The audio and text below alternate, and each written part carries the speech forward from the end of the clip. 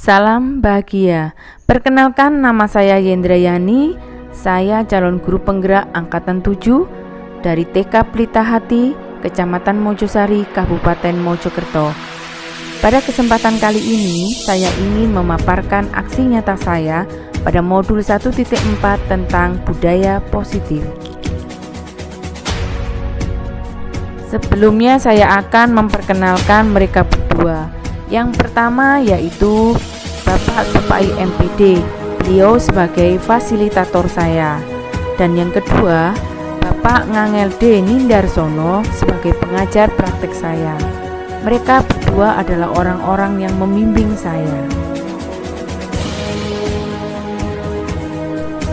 Berikut adalah rancangan tindakan aksi nyata saya dengan berlatar belakang untuk bisa menumbuhkan generasi bangsa yang berkarakter, disiplin, santun, jujur, peduli, dan bertanggung jawab.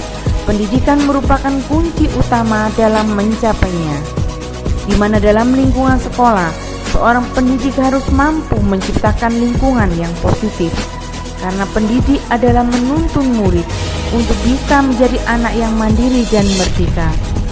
Dalam dunia pendidikan, menurut Ki Hajar Dewantara, budaya positif sangat penting untuk ditumbuhkan. Ketika nilai-nilai kebajikan disepakati dan diyakini di suatu lembaga sekolah atau kelas, maka akan tercipta budaya positif yang berpihak pada murid. Dari sinilah betapa pentingnya peran seorang pendidik untuk ambil bagian dalam penerapan budaya positif.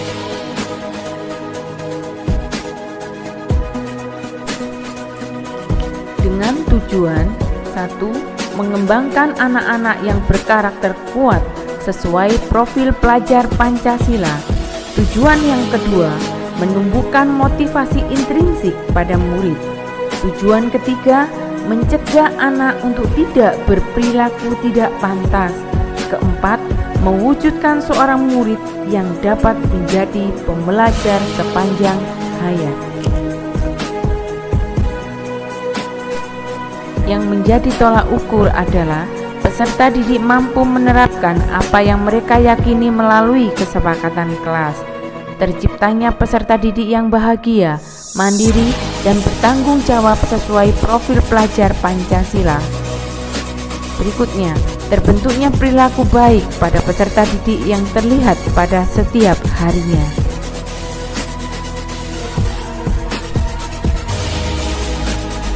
Lini masa tindakan, membimbing murid dan mendampingi dalam membuat kesepakatan kelas. Stempel jari untuk menandakan kesepakatan. Adanya pembiasaan budaya positif di kelas dan sekolah. Menumbuhkan dan meningkatkan nilai-nilai kebajikan. Adapun dukungan yang diperlukan, yang pertama yaitu dukungan dari ibu kepala sekolah dengan berdiskusi terlebih dulu serta meminta izin melaksanakan penyebaran dan penerapan aksi nyata. Yang kedua, dukungan rekan guru untuk dapat melaksanakan aksi nyata ini. Ketiga, dukungan peserta didik sebagai tempat pembelajaran utama dengan berkolaborasi bersama tim guru. Berikut adalah penyebaran dan penerapan budaya positif yang ada di sekolah kami dengan mengundang beberapa lembaga dari TK lain. Selamat pagi Bapak Ibu dan rekan kerja semuanya pada pagi hari ini. Saya mengucapkan terima kasih atas kehadirannya.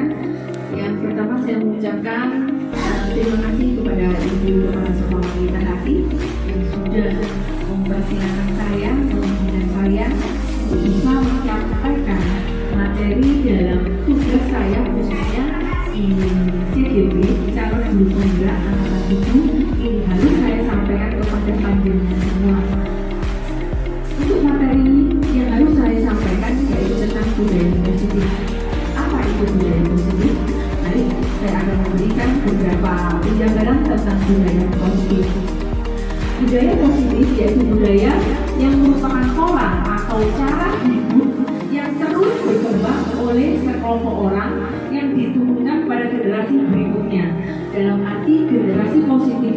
Dalam arti budaya positif itu yaitu budaya yang harus kita berikan secara turun-temurun dan itu pun dengan yang positif.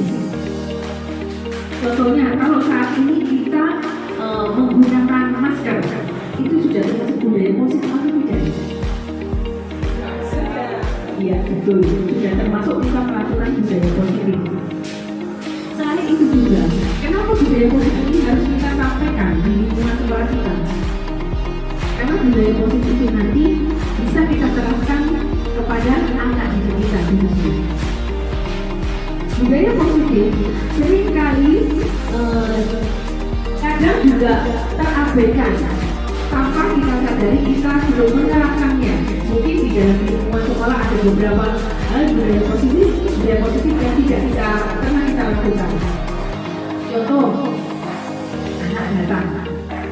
Ada anak kalau tidak kita beritahu, kadang datang aja langsung duduk aja seperti itu. Pernah lihat anak yang seperti itu? Ketika mulai dari awal anak sudah kita tanamkan budaya positif, mungkin anak-anak tersebut datang ketemu dengan bu guru, salam atau selamat pagi bu. Pernah juga melihat anak seperti itu? Ya, itu adalah salah satu juga budaya positif. Selain itu juga, ibu pernah tidak untuk mengenal budaya positif selain yang saya kasih contoh seperti tadi, contohnya apa? Di lingkungan sekolah menengah. Ya betul, membuang sampah pada tempatnya itu juga suatu budaya positif. Selain itu juga apa? Ya boleh. Ya, budaya betul. Cuci tangan. Kita mengajarkan anak-anak untuk cuci tangan sebelum makan itu sudah termasuk budaya positif. Selanjutnya, untuk mengenal budaya positif ini, untuk menjalankan budaya positif ini, kita harus mempunyai lingkungan yang positif. Di dalam budaya positif ada beberapa poin, yaitu yang pertama perubahan paradigma. Pembelajaran dengan perubahan yang baru merupakan pembelajaran pada penguatan kompetensi dan pengembangan karakter yang sesuai dengan profil pelajar Pancasila. Profil pelajar Pancasila terdapat 6 dimensi, yaitu yang pertama beriman dan bertakwa kepada Tuhan yang Maha Esa. Kita bisa mengajarkan anak-anak sebelum belajar, yaitu salah satunya berdoa. Sebelum belajar anak-anak kita ajarkan berdoa. Setelah belajar mungkin mereka pulang yang ada anak-anak untuk berdoa. Atau mungkin kita juga mengajarkan anak-anak selain belajar baca-baca surat-surat pendek khususnya di dalam agama Islam gitu deh. Nah, itu bisa kita ajarkan. Yang kedua, mandiri. Jadi kita bisa mendidik anak-anak untuk bisa berpikiran mandiri. Anak-anak mempunyai tanggung jawab sendiri. Anak-anak tidak terasa tergantung pada kita sepenuhnya. Ketika kita mencoba mengajarkan anak-anak untuk menerapkan budaya positif dari awal, kita akan bisa menumbuhkan anak-anak yang mandiri di dalam belajar. Yang ketiga, bernalar kritis. Jadi ketika kita melihat anak-anak yang bernalar kritis, kebanyakan anak-anak yang mempunyai nalar kritis itu mereka mau bertanya terus. Kita akan terus belajar dengan pertanyaan mereka. Ini biasanya anak-anak yang Bu, kenapa ini harus kita lakukan? Bu, kenapa kemarin dia tidak melakukan, kenapa hari ini kita lakukan? Contoh suatu pertanyaan. Ada anak kan di sekolah dengan yang biasanya untuk selalu takut atau tanya terus, ada ya yang biasa itu. Biasanya dia kalau kita kasih masukan, dia akan terus mengejar dengan berbagai pertanyaan. Dia mencari nyamannya. Dia itu berusaha untuk aku supaya bisa mendapatkan jawaban yang membuat dia puas. Jadi anak-anak yang seperti itu yang nanti bisa kita tumbuhkan, khususnya di dalam profil belajar Pancasila. Yang keempat, kreatif. Yang keempat, kreatif ini biasanya anak ini mempunyai ide yang kreatif. Ketika kita memberikan suatu kegiatan, anak tersebut bisa menciptakan suatu kegiatan atau prakarya yang mereka anggap mereka ini mampu. Kalau beberapa hari yang kemarin saya mencoba mengajak anak-anak untuk berkreasi bersama bahan-bahan alam. Saya menemukan 3 anak di saya. Saya mengatakan bahwa sudah belajar. Saya memberi mereka kebijakan. Silakan keluar.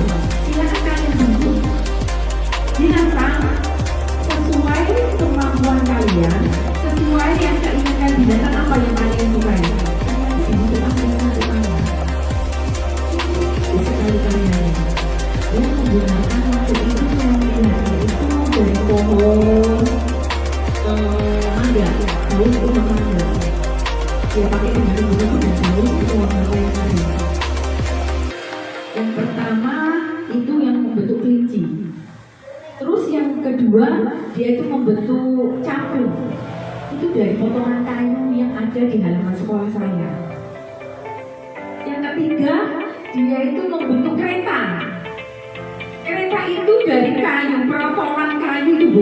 Tahu kayu yang biasa dimakan dengan yang biasa dimakan apa itu yang ada di pohon itu? Ya, yang kompos-kompos itu loh. Itu dia bentuk, dia lem dengan letra Jawa. Dia bentuk persis mirip seperti kereta. Ini apa? Saya hanya tanya, ini apa ya? Ini kereta. Kereta itu panjang sekali. Karena ini, terus asapnya kereta itu dia kasih serpihan dari potongan kayu. Dari ketiga anak tersebut saya tanya, kenapa dia menyusahkan?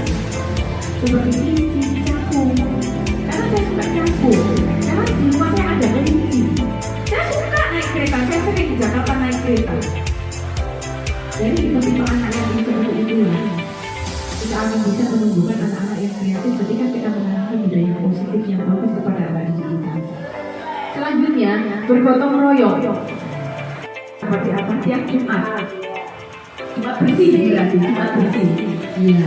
Ini salah satu bisa menunjukkan kerukunan doa. Selain kerukunan itu apa? Kadang itu ada anak apa sih Bu rukun itu? Kadang anak itu tidak mengerti rukun itu apa? Ya, rukun itu tidak berarti cinta kasih, sayang Tuhan. Dari sinilah ini akan tumbuhnya gotong royong. Gotong royong ini juga menumbuhkan timbal-baliknya akan menumbuhkan kerukunan. Mereka di sini akan kerjasama, mereka akan membantu. Ketika temannya tidak kuat membawa apa, dia langsung mempunyai inisiatif untuk membantu. Poin berikutnya yaitu kebinekaan global. Ada yang tahu ibu-ibu kebinekaan global itu apa? Ya. Iya.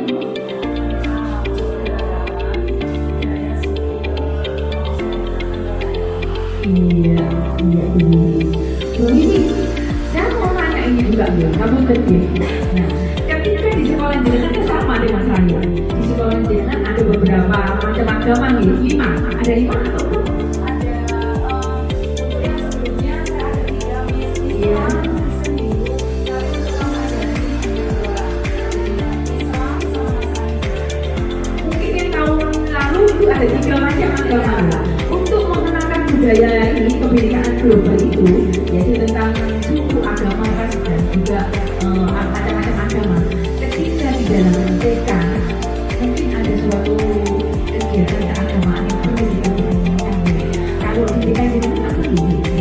Foto, kalau perayaan agama. kalau untuk yang agama Islam, Muslim, kami perayaannya mungkin dengan memberi berbagai jenis yang kita laksanakan, misalkan atau sama hari keagamaan, misalnya bernyanyi maupun nabi.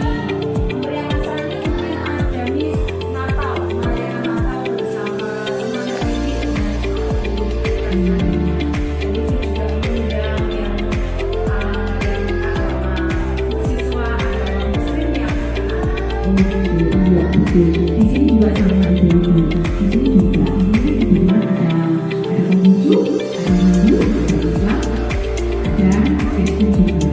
Ketika ada perayaan Imlek, contohnya nanti kita akan merayakan Imlek bersama.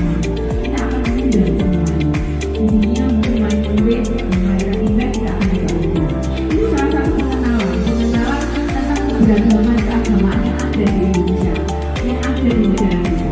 Selain itu juga kita juga mengenalkan mungkin kalau ada di agama Islam ada kupat ya Bu ya, istilahnya kupatan. Yoyo oposisi, yoyo Islam ya istilahnya setelah hari raya Idul Fitri gitu.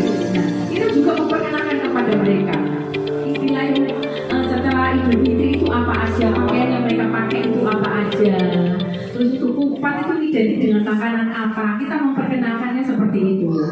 Di agama Kristen pun kita juga memperkenalkan seperti contoh Natal itu yang bagaimana, seperti itu. Kita undang mereka, yang mereka biasanya anak-anak itu besok pakai baju ini, kita perayaan ini, nah, mereka antusias, sangat antusias sekali. Kita memperkenalkan di agama ini cara berdoanya seperti ini, di agama ini cara berdoanya seperti ini. Tapi kita tidak menuntut mereka untuk masuk ke agama yang kita yakini, tapi kita hanya memperkenalkan ini loh, di Indonesia ini loh, tidak hanya satu agama aja, tapi di Indonesia itu ada 5 agama seperti itu. Ini adalah satu poin lagi perubahan, yaitu poin yang pertama perubahan paradigma. Selanjutnya dalam poin yang kedua, konsep disiplin positif.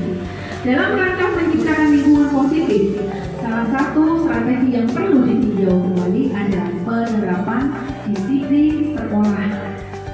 Penerapan disiplin sekolah, tujuan disiplin positif adalah menanamkan motivasi pada murid untuk menjadi orang yang mereka inginkan dan menghargai diri sendiri dengan nilai yang mereka percayai ketika murid memiliki motivasi tersebut, yaitu motivasi intrinsik.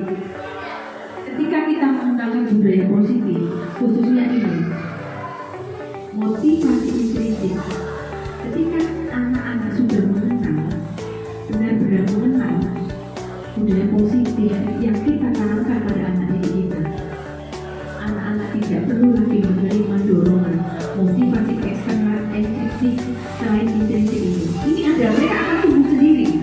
Motivasi intrinsik ini dari dalam sendiri. Dia akan mempunyai dorongan sendiri, tidak perlu didorong dari luar lagi. Mereka akan mempunyai kemauan dari dalam untuk melakukan sesuatu yang baik. Jadi tidak harus kita kasih masukan sendiri, tidak, tapi mereka akan tumbuh sendiri. Seperti itu. Selanjutnya, di poin yang ketiga, di dalam disiplin positif terdapat hukum dan konsekuensi dan restitusi. Sistem tidak akan berjalan bila murid tidak takut mendorong menyalahkan diri. Anak belajar menyembunyikan kesalahan, dibuat oleh guru, mencoba mengontrol anak dengan penguatan negatif. Kalau dulu, atau tidak hanya dulu, ada beberapa guru yang mungkin masih menjalankan ini. Ada nggak yang belum tahu? Sedikit. Kira-kira mengajinya itu baik nggak ya? Kalau dulu kita juga ilmu yang lebih mengharapkan kita untuk membagi pada disiplin positif yang baik. Saya rasa dulu sih kurang baik dalam hati pribadi, tapi kita nggak berani untuk memberi contoh yang bagaimana sih yang sebaiknya. Kalau saat ini kami sudah optimis. Oh ya, betul diri. Kalau ini dulu memang tidak hanya dengan aja. Saya dulu juga melakukan, mungkin saya juga melakukan hal yang sama. Tapi ketika kita mempelajari hal-hal seperti ini, kita akan melakukan hal yang baru lagi, yang lama kita akan tidak ada lagi mengulangi. Apalagi terlambat, push up 5 kali. Itu betul. Ya, Terlambat menulis sebelum baik. Jangan juga itu. Tapi itu jangan itu karena hukuman itu dapat tentang hukuman. Kalau kita pakai dengan kata kesepakatan, itu baru hukuman lagi. Kesepakatan, tapi kita harus kita lakukan dengan orang tua, bukan lagi hukuman. Pak Maksudnya, kalau anak yang terlambat, anak bisa dikocok di tangan. Itu orang tua harus tahu. Tanpa orang tua tidak tahu, itu belum kesepakatan. Orang tua tahu, anak juga tahu. Jadi sebelum pembelajaran dimulai dari awal kita tahu anak kita akan diberitahukan ke orang tua dulu.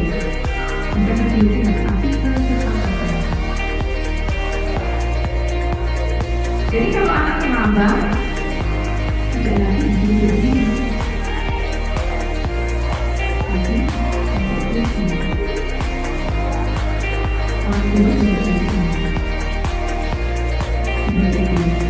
Jadi ada hubungan fisik jadi konsekuensi mendorong kepatuhan anak belajar taat peraturan biasanya dibuat oleh guru dan murid, mencoba mengontrol anak dengan penguatan positif. Nah, jadi besok kalau kamu bisa berhitung 1 sampai 20, kamu tak kasih hadiah. Seperti itu. Dia semangat nggak? Semangatnya kenapa? Iya betul. Semangatnya karena hadiah. Bukan karena diri sendiri, bukan dorongan dari diri sendiri. Tapi ketika memperkenalkan budaya itu positif, anak itu akan bergerak artinya sendiri untuk belajar dan mau menghafalkan angka 1 sampai 20. Tidak harus besok tidak bisa 1 sampai 20.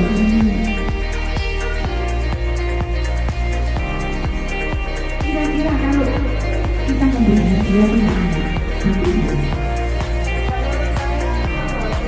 betul. Iya betul. Sangat betul.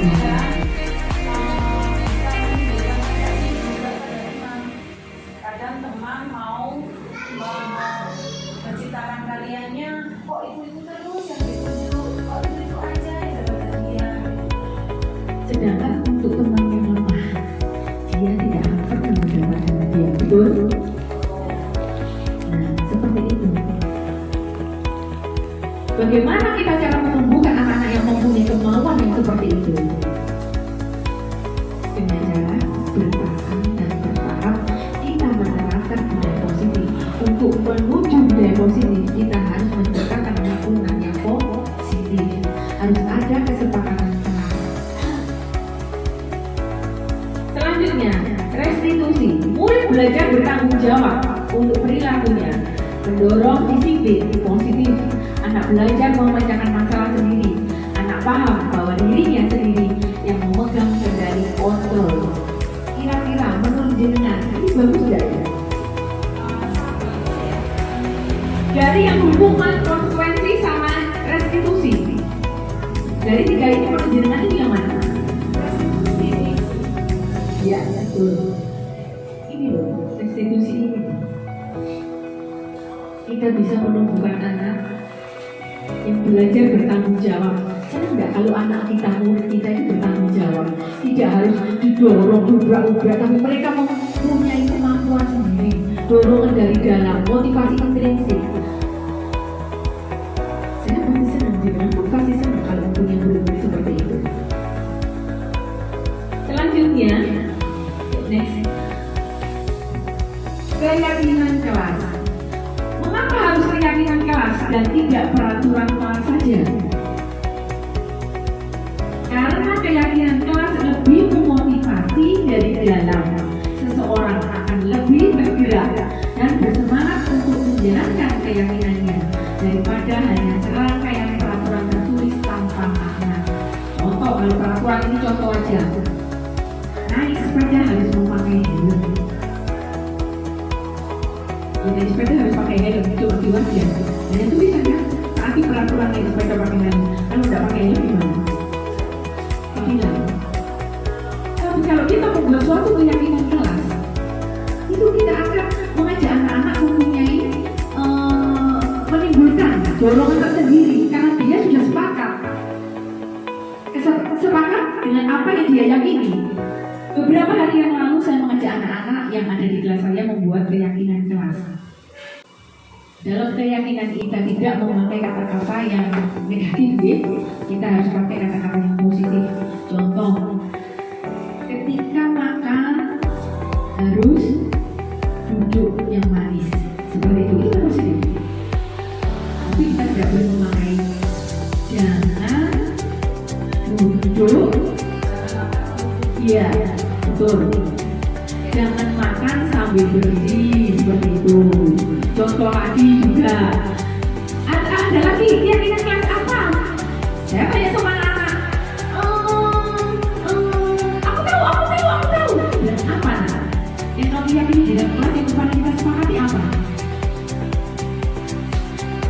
tidak boleh lari-lari dalam kelas.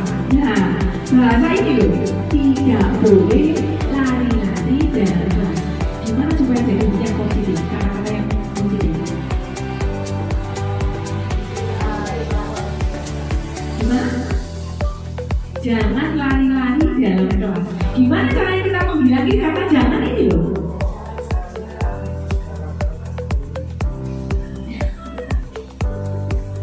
Kita bisa pakai duduk yang sopan, duduk yang manis. Kata jangan dan tidak boleh. Tidak boleh makan sambil ngomong, Bu. Kata-kata tidak bagaimana caranya? Makanlah yang sopan. Seperti itu. Kita berusaha menghilangkan kata-kata jangan dan tidak.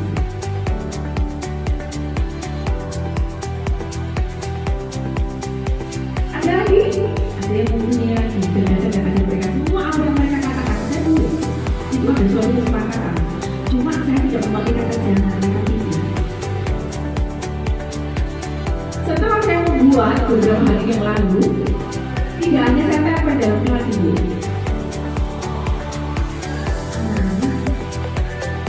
Bisa pakai jari sebagai tanda bukti kalau mereka itu sepakat pakai stempel.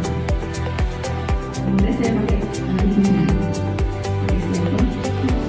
Mereka berdua dan sudah sepakat, benar sepakat. Bisa nggak? Aku mau yang ini juga. Ini harus meminta maaf. Ada kata-kata meminta maaf jika berbuat salah. Ya, tidak.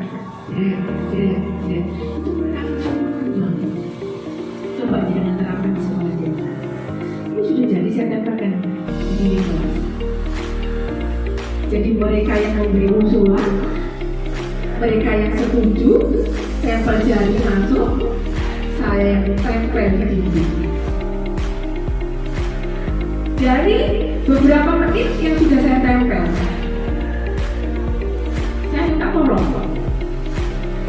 tolong pada satu anak didik saya untuk mengambil list. Dia mengambil list buat saya. Saya bisa tidak mengucap terima kasih. Jadi paham ya menurut saya, dia ambilkan list buat saya. Saya tidak mau terima kasih, saya diam. Dia itu hubungin saya. Miss lu patah, kok nggak bilang terima kasih? Oh iya, terima kasih. Berarti dia sudah tahu. Berarti ketika kita menerima sesuatu dari seseorang atau kita menerima pertolongan dari seseorang, dia sudah tahu apa yang harus dia lakukan, yaitu mengucap terima kasih. Jadi yang saya tulis kesepakatan itu juga ada mengucap terima kasih ketika menerima sesuatu. Saya berusaha untuk istilahnya itu memancing di anak saya. Ternyata jadi bahkan setelah itu saya mengajak mereka bermain berdua. Saya bagi beberapa perlengkapan kreativitas seperti musik. Ya sudah, dengan spontanitas mereka bilang terima kasih Miss, terima kasih ya Miss, gitu. Kalau dulu kan biasanya diam aja. Tapi setelah kita membuat suatu keyakinan kelas, semuanya sudah berbeda. Kalau diterapkan di sekolah ini, mungkin saat ini belum ada. Poin berikutnya yaitu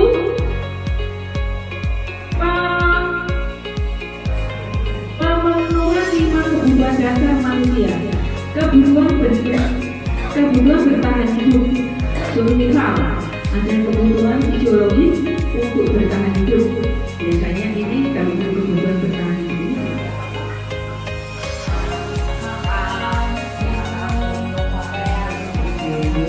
Kasih sayang dan rasa diterima, kebutuhan untuk diterima, yaitu kebutuhan untuk merasa menjadi bagian dari suatu kelompok, meliputi keinginan terhubung dengan orang lain seperti teman, keluarga.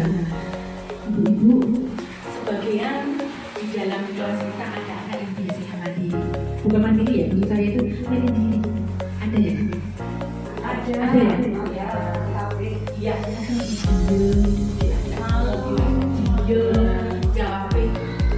Ada nggak seperti itu? Tapi biasanya untuk menangani anak seperti ini, kita perlu menjadi teman dia. Punya satu murid. Itu pertama dia ketika dulu.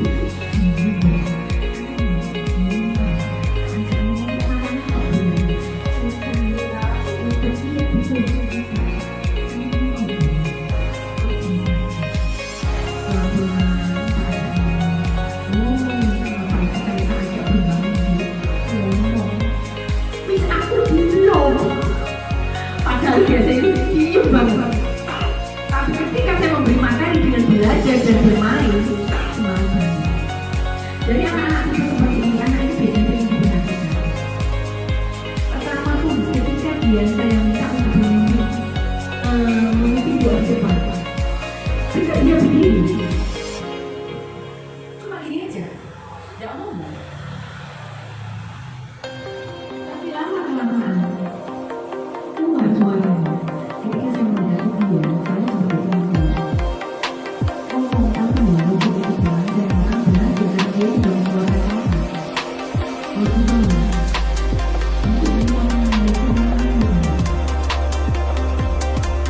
Untuk tapi ketika dia berdiri, dia mau, dia tidak mau. Tapi suara jadi dia mau berdiri aja mengeluarkan suara seperti apapun itu sudah bagus, sudah merupakan ada perubahan yang baru. Selanjutnya, penguasaan kebutuhan orang atas kemampuan. Kebutuhan ini terhubung dengan kekuatan untuk mencapai sesuatu menjadi sifat yang diakui atau prestasi. Ketika anak-anak ini berhasil dan mempunyai kemampuan, biasanya apa yang diharapkan orang? Apakah ada yang tadi?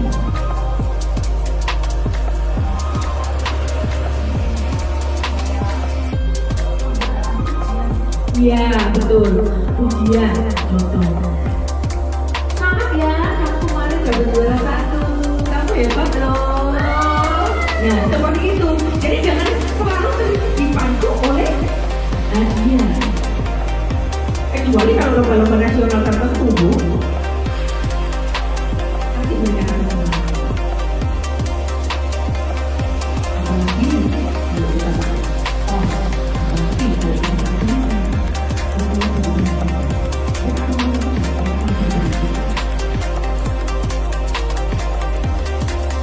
kalau kebebasan, kebutuhan akan pilihan adalah kebutuhan akan kemandirian, biasanya mencoba hal-hal yang baru.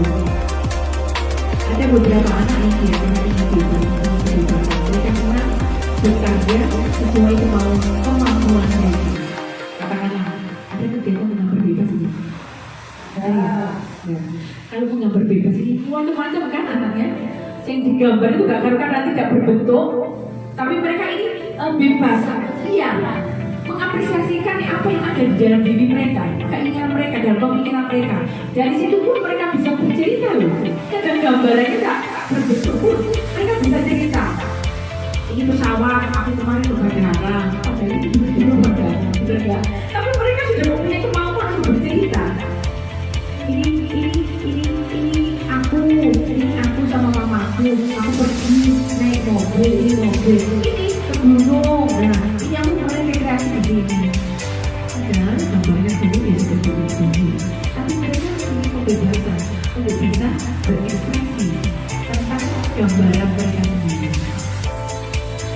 Selanjutnya, kesenangan, kebutuhan untuk mencapai kesenangan meliputi bermain dan tertawa.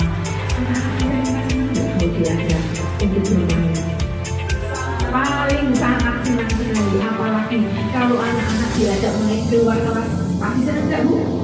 Senang nggak? Senang kalau mereka diajak main di luar kelas. Contoh kemarin saya mengajak anak-anak bermain dengan 2 sendok. Dari sendok ini mereka tidak fokus dengan saya, tapi sebelum mereka bermain mereka saya kasih arahan dengan sendok. Jadi mereka mengikuti sendok. Ketika sendok ini lompat ke kanan, dia ikut ke kanan. Sendoknya lompat ke kiri, dia ikut ke kiri. Ketika sendok ini kurang, mereka ikut kurang. Ini salah satu kegiatan di motor ini akan menyenangkan sama anak. Mereka akan ketahuan. Bisa lagi ya, Bu. Ini sudah pernah saya lakukan. Ketika sendok ini saya silakan seperti ini, mereka heboh mencari teman. Dari situ terus sendok, saya lompat seperti ini. Mereka cepat-cepat berlompat. Mereka tertawa, seronok banget. Ini akan membuat mereka ketagihan. Ketika sendok ini, 2 sendok, saya gulung-gulung. Mereka langsung tidur, gulung seperti ini. Mereka hanya fokus pada sendok, bukan pada saya.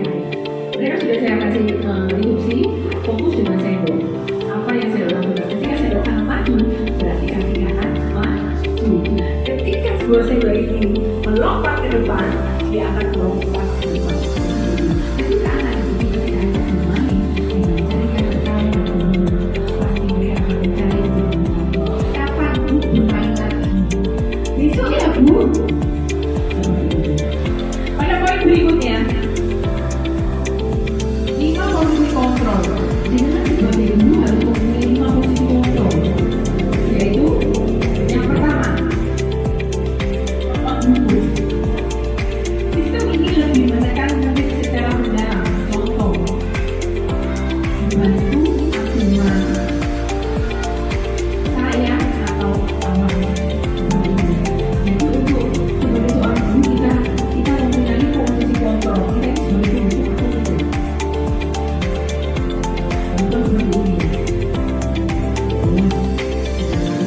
ini. Awas kalau kamu melakukan lagi, ibu akan membiarkan kamu berdiri di sana. Itu selalu yang kedua, membuat rasa bersalah. Guru lebih lemah lembut membuat rasa bersalah. Dan posisi ini murid akan memiliki penilaian dirinya yang buruk tentang dirinya. Mereka contoh, ibu sangat kecewa sekali dengan kamu.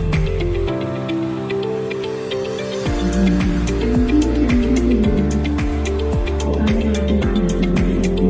Tidak boleh. Jangan begitu. Apalagi kamu beda. Tapi kok hari ini kamu yang buat kesalahan? Itu intinya kita menyalahkan si anak itu. Maka anak itu akan terbentuk bahwa dia penyebab kesalahan.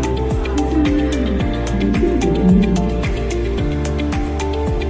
Itu membuat anak merasa bersalah ya. Yang pertama membuat merasa bersalah. Yang ketiga teman. Ketika kita mengontrol anak kita, apakah kita juga sebagai teman? Pada posisi ini tidak meyakini murid, tapi berupaya mengontrol murid melalui persuasi. Contoh, ayo bantulah demi bapak ya, demi ibu ya. Bahasa kita ini loh, kita berusaha untuk menjadi teman. Ayo, Monica, kamu mau kan bantu ibu? Mau. Nah, ini seperti bahasa kita. Kita ini teman dia ya. Kita bukan lagi guru dia, tapi kita mendapati dia sebagai teman. Seperti saya yang saya lakukan pada anak saya yang beliau tadi. Lilia, kamu ngapain? Oh, aku lagi gambar nih. Habis gambar, mau gak kamu bantu dulu? Apa? Ayo, mau bantu ya? Nanti kita angkat meja ya, rumah untuk bermain nanti sama-sama. Ya, aku mau. Biasanya ini identik dengan ayo. Dulu sebagai teman dari anak didik kita. Mungkin jangan pernah lakukan seperti ini dulu. Ketika saya pernah. Contohnya apa Bu? Kalau sebagai teman saya bisa gini, ayolah nak yang tertib, buat guru bangga. Kali ini tidak apa kamu salah, tetapi nanti jangan diulangi lagi ya. Iya betul. Seperti itu. Kita tidak harus menjadi kekhawatiran anak, tapi kita mencoba untuk menjadi teman mereka. Kalau kita bisa membuat posisi kita sebagai teman, mungkin akan lebih menyenangkan. Anak-anak akan lebih dekat dengan kita. Poin berikutnya, monitor, pemantau. Pemantau adalah mengawasi, bisa memisahkan hubungan pribadi kita dengan murid. Contoh, apa yang telah kamu lakukan? Pemantau ini dalam arti ngawasi toh. Ngawasi diri. Apa yang kamu lakukan? Kamu di sini. Kenapa kamu tidak masuk ke sana? Untuk belajar sama-sama temanmu. Ada respon untuk muridnya, maksudnya muridnya kurang bisa memperbaiki kesalahannya. Bagaimana saya harus memperbaiki? Iya, untuk kontrol pemantau ini itu sudah tertulis. Itu bisa memisahkan hubungan kita dengan murid.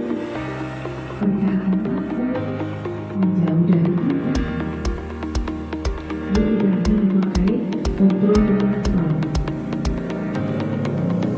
Anak-anak sudah tidak mau lagi membuat kita bukan lagi. Kalau ada pemantau ini, berikutnya duduk.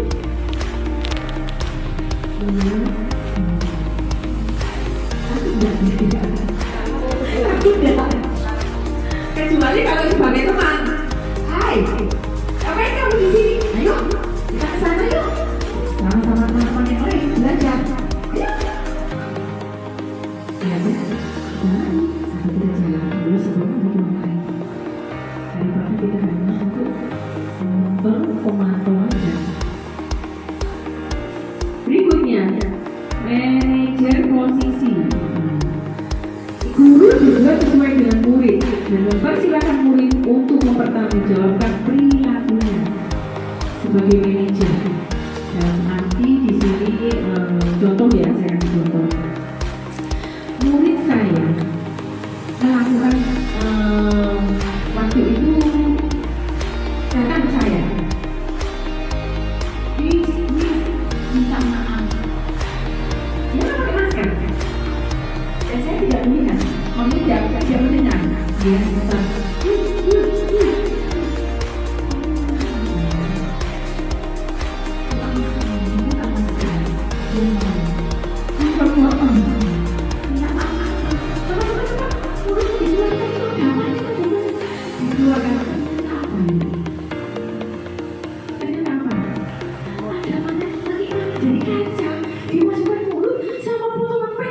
Panjangnya sekitar 3 cm.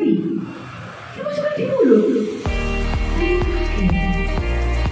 Saya kaget banget. Kenapa di mulut dia ini kok ada kaki-kaki dari kaca loh ini. Saya tanya, kamu dari mana? Saya lapor dari halaman 2. Betul, kamu masuk ke mulut.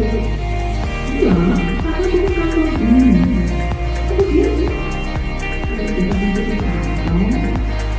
Ini udah begini. Masih kantor, sudah berubah juga bisa. Itu maksudnya.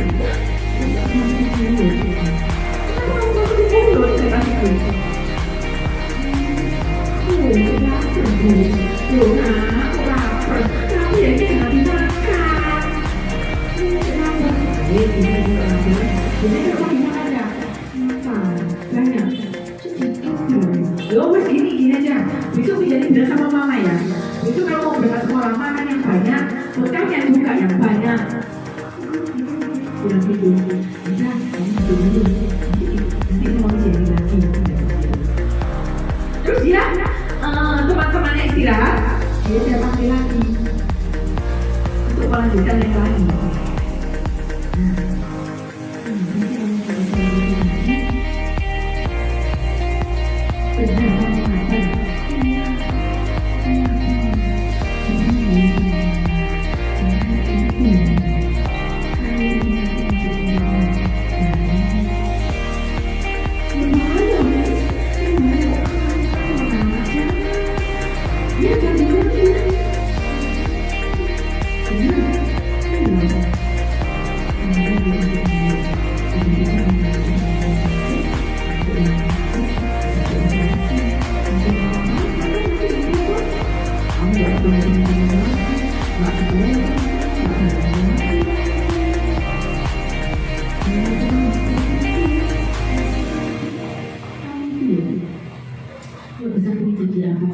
Aku udah jadi guru, wis. Iya, tapi jadi guru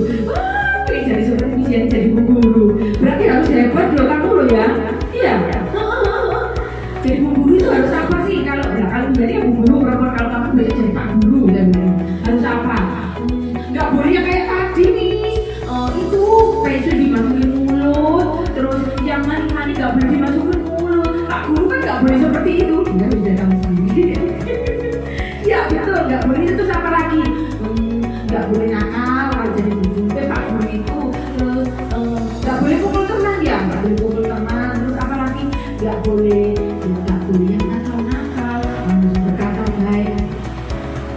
Saya tidak menyalahkan dia, kalau saya menyalahkan dia, tapi saya balik lagi.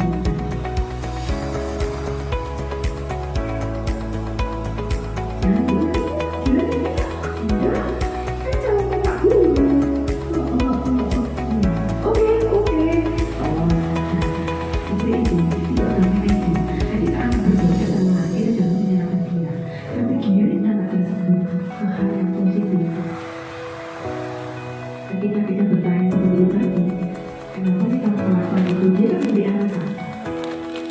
Terus kita tanya balik, kita bilang itu cuma kita alasan. Dan jawabannya adalah yang pasti menciptakan anak-anak yang benar-benar sangat-sangat bertanggung jawab. Poin berikutnya, poin yang ke-6, segitiga restitusi. 1. Menstabilkan identitas. Bagian dari dasar dari segitiga bertujuan untuk mengubah identitas anak dari orang yang gagal karena melakukan kesalahan menjadi orang yang sukses. Seperti yang saya lakukan tadi, dia sebenarnya melakukan kesalahan gitu.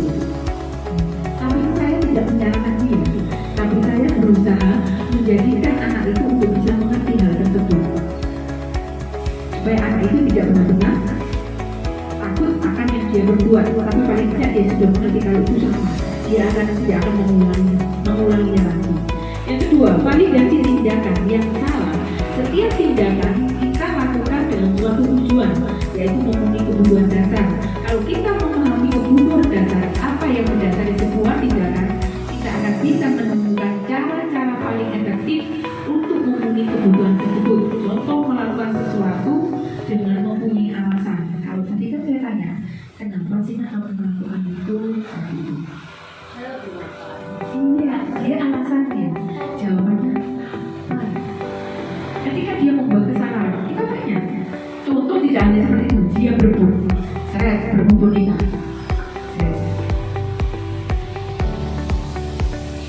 Dia tak ada tanya, kenapa sih kok kamu berebut? Bonekanya di mana? Dia kemudian ini dong, sudah jam pulang, tapi dia tidak mau naruh mainannya kembali ke rumah sana. Itu kan alasan dia. Dari situ kita bisa memilih dia. Bagus kalau kamu dunia ini usulnya atau komentar seperti itu. Tapi cara menyampaikannya salah. Tidak harus merebut. Kamu bisa mau baik-baik seperti itu. Kita tidak menyalahkan, tapi kita mengharapkan. 3. Menanyakan keyakinan. Ketika anak melakukan kesalahan dan menghubungkan keyakinan anak dan keyakinan kelasnya. Ketika anak melakukan sesuatu hal yang jelas dan tidak sesuai keyakinan yang disepakati, kita harus tanya kembali pada hal tersebut. Kalau mengganggu teman, bagus tidak, tidak bagus. Tapi kemarin kan kita sudah sepakat. Iya, harus saling menyayangi teman, tidak boleh bertengkar, harus rukun. Kita tanya lagi keyakinan apa yang menjadi kesepakatan di dalam kelas. Seperti itu. Jadi Bapak Ibu, untuk memperkenalkan budaya positif itu, kita perlu memulai dari diri kita, terutama diri kita sendiri, di sekolah. Kita juga terapkan di anak didik kita, khususnya di kelas. Berikutnya, cukup dari sampai di sini materi yang kita sampaikan. Dari sini mungkin ada yang kurang paham, monggo saya persilakan untuk bertanya.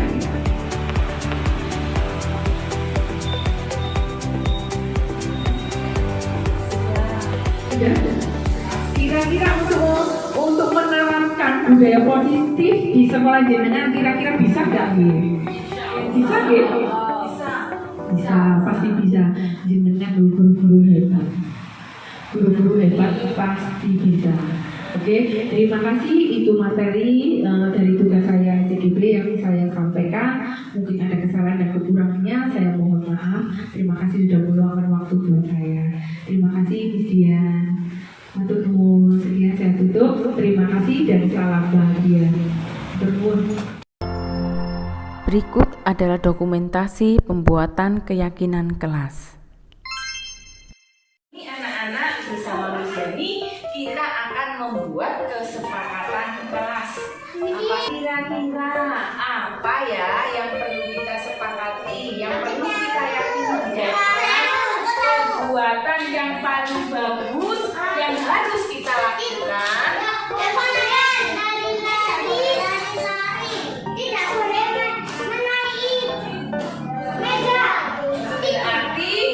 Berarti harus duduk yang sopan.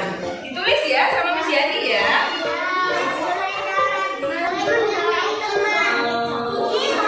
Menjaga apa lagi? Tadi Gire bilang tidak boleh mencoret-coret tembok ya Gire ya. Berarti kalau tidak boleh merusak hiasan kelas, tidak boleh mencoret tembok, berarti menjaga kebersihan kelas. Kita izin dan kita ke kamar mandi, betul. Satu lagi apa?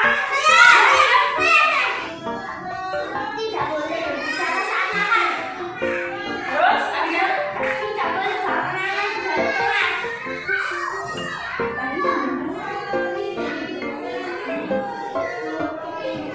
Iya, betul. Betul. Mengetuk pintu atau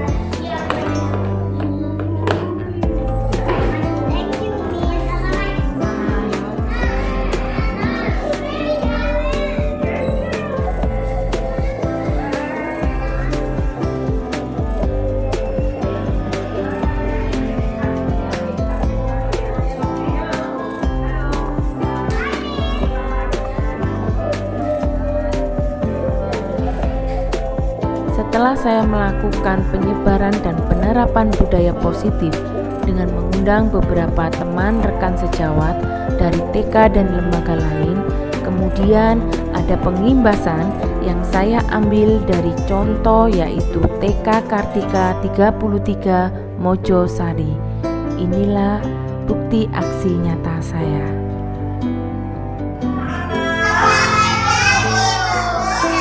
Assalamualaikum warahmatullahi wabarakatuh.